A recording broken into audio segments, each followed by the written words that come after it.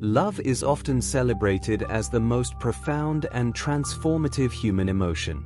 It can inspire acts of selflessness, creativity, and devotion. But when love turns toxic, when it spirals into obsession, jealousy, and control, it becomes something far darker. Tonight, we delve into the chilling tale of Rachel Carter, Daniel Foster, and Olivia Martinez, three individuals whose lives intertwined in ways none of them could have anticipated. What began as a passionate affair between two people evolved into a deadly web of deceit, betrayal, and ultimately, murder. This story takes place in the small suburban town of Maplewood Heights, where neighbors knew each other by name and life seemed idyllic on the surface. Yet beneath this veneer of tranquility lay secrets that would shatter the community forever. As we piece together the events leading up to Rachel's tragic death, we uncover not only the motivations behind her killer but also the psychological dynamics that drove these characters to their breaking points. Let's step back and explore how ordinary lives became entangled in extraordinary circumstances, and why this case continues to haunt those who lived through it. Rachel Carter was beloved by everyone who knew her. At 27 years old, she radiated warmth and optimism, qualities that made her an exceptional elementary school teacher. Her colleagues admired her dedication to her students, while her friends cherished her loyalty and humor. Rachel dreamed of building a family with someone who shared her values, a partner who would support her dreams and stand beside her through thick and thin. But behind her cheerful exterior, Rachel harbored insecurities about her relationship with Daniel Foster. Though they had been together for nearly 5 years, Daniel's volatile temperament left her feeling uncertain and anxious. Despite her best efforts, Rachel struggled to reconcile the man she loved with the one who sometimes treated her poorly. Friends noticed subtle changes in her demeanor over time. She grew quieter, more withdrawn. But no one suspected just how deeply troubled her relationship truly was. Daniel Foster was a complex individual whose charm masked deep-seated insecurities. A fitness trainer at a local gym, he prided himself on maintaining an image of strength and confidence. To many, he appeared to be the perfect boyfriend, handsome, ambitious, and attentive. However, those close to him saw another side, a controlling nature that surfaced during moments of stress or conflict. Daniel's childhood had been marked by instability. His parents divorced when he was young, and he spent much of his adolescence bouncing between households. This early experience instilled in him a fear of abandonment, which manifested later in life as possessiveness toward the women he dated. While Rachel initially found his protective tendencies endearing, they soon became suffocating. Daniel demanded constant attention and grew increasingly jealous whenever Rachel interacted with others, especially men. Olivia Martinez entered the picture unexpectedly, adding fuel to an already combustible situation. A 29-year-old aspiring actress, Olivia moved to Maplewood Heights after landing a minor role in a regional theater production. Struggling financially and emotionally, she sought solace in friendships and romantic connections. When she met Daniel at a mutual friend's party, she was immediately drawn to his charisma and intensity. For Olivia, Daniel represented escape from her own struggles. He listened intently to her hopes and fears, offering encouragement and validation when few others did. In return, she provided him with admiration and companionship, filling a void he hadn't realized existed. Their friendship quickly blossomed into something more, though neither fully understood the implications of crossing boundaries so carelessly. At first, Rachel remained blissfully unaware of the growing connection between Daniel and Olivia. She focused on planning their future, imagining vacations, home renovations, and eventually children. Meanwhile, Daniel juggled both relationships skillfully, ensuring neither woman discovered the truth. 4 months, he managed to keep his double life hidden, feeding off the attention and validation he received from each. However, cracks began to appear in his carefully constructed facade. Olivia, eager to solidify her bond with Daniel, pushed for greater intimacy. She sent flirtatious messages late at night, questioned his commitment to Rachel, and even suggested they run away together. These advances unnerved Daniel, forcing him to confront uncomfortable truths about his feelings for both women. Simultaneously, Rachel started noticing signs of trouble. Daniel became distant, canceling plans without explanation and disappearing for hours at a time. Text messages pinged incessantly on his phone, which he now kept locked and out of reach. Suspicious yet unwilling to accuse him outright, Rachel confronted Daniel multiple times, only to be met with denials and deflection. Tensions reached a boiling point one evening when Rachel stumbled upon incriminating evidence, an open chat window on Daniel's laptop displaying explicit messages exchanged between him and Olivia.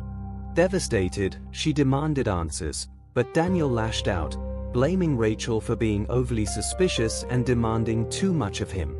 Instead of addressing the issue honestly, he doubled down on his deception, further alienating Rachel and intensifying his involvement with Olivia.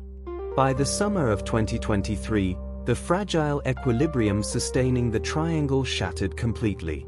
Rachel, unable to ignore the mounting evidence against Daniel, decided to take drastic action. She hired a private investigator to gather proof of his infidelity, hoping to present irrefutable evidence before ending their relationship permanently. What she uncovered shocked her: photos of Daniel and Olivia embracing, hotel receipts documenting clandestine meetings, and voicemails filled with declarations of love. Armed with this information, Rachel confronted Daniel once again, this time in front of witnesses. Friends recall the heated argument that ensued, Rachel's voice trembling with anger and pain, Daniel's face contorted in rage as he denied everything.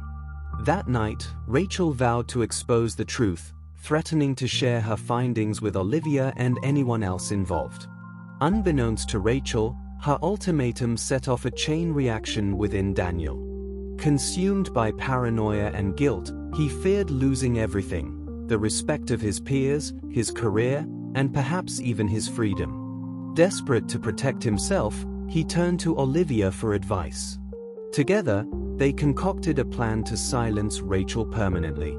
On August 14th, under the cover of darkness, Daniel executed the scheme he and Olivia had devised. Pretending to reconcile with Rachel, he invited her to their shared apartment for dinner. Over dessert, he plied her with wine, ensuring she wouldn't put up much resistance. Once she was sufficiently incapacitated, Daniel retrieved a heavy vase from the living room and struck her repeatedly, bludgeoning her until she lay motionless on the floor. The crime scene was grotesque, with blood splattered across walls and furniture. Glass shards littered the carpet where the vase had shattered upon impact. Neighbors reported hearing muffled screams around midnight but dismissed them as typical domestic disputes. By the time police arrived the following morning, Rachel's body had been hastily concealed beneath a bedsheet, and Daniel had fled the premises. As investigators combed through the apartment, they pieced together fragments of what transpired. DNA analysis confirmed the presence of both Daniel and Olivia at the scene, raising suspicions about her role in the crime. Phone records revealed frantic communications between the pair in the hours leading up to Rachel's murder, including cryptic messages like, "It has to be tonight" and "No turning back." From the outset, detectives treated Daniel as their primary suspect. His alibi, that he'd spent the night at Olivia's apartment, quickly unraveled under scrutiny. Surveillance footage captured him entering and exiting Rachel's building shortly before the estimated time of death. Moreover, forensic experts discovered traces of Rachel's blood on clothing items recovered from Olivia's residence, suggesting she may have assisted in cleaning up after the murder. Prosecutors charged Daniel with first-degree murder and solicited testimony from Olivia, offering her immunity in exchange for cooperation. Initially reluctant, Olivia eventually confessed to helping Daniel plan the killing, though she claimed ignorance of its lethal outcome. According to her account, She believed they were merely orchestrating a staged disappearance designed to frame Rachel for abandoning Daniel voluntarily. During the trial, defense attorneys portrayed Daniel as a broken man driven to desperation by Rachel's relentless accusations. They argued that the murder was spontaneous rather than premeditated, pointing to inconsistencies in the prosecution's timeline. Nevertheless, jurors rejected this narrative, citing overwhelming evidence of meticulous planning and execution. When the verdict was read, guilty on all counts, the courtroom erupted in gasps.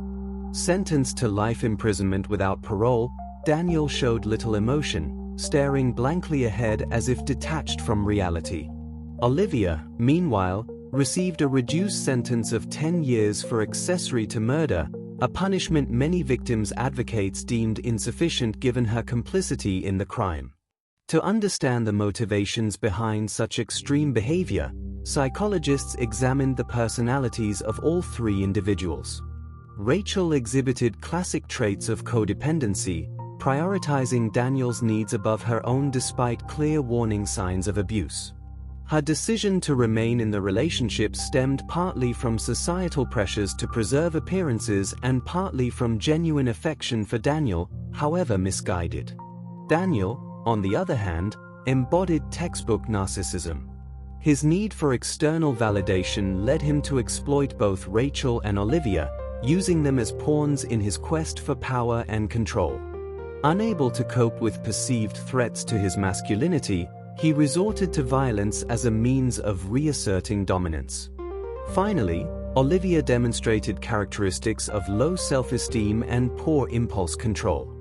Vulnerable to manipulation due to her lack of stable relationships, she allowed herself to become entangled in Daniel's schemes, believing she stood to gain something valuable in return. Tragically, her actions resulted in irreparable harm to herself and others.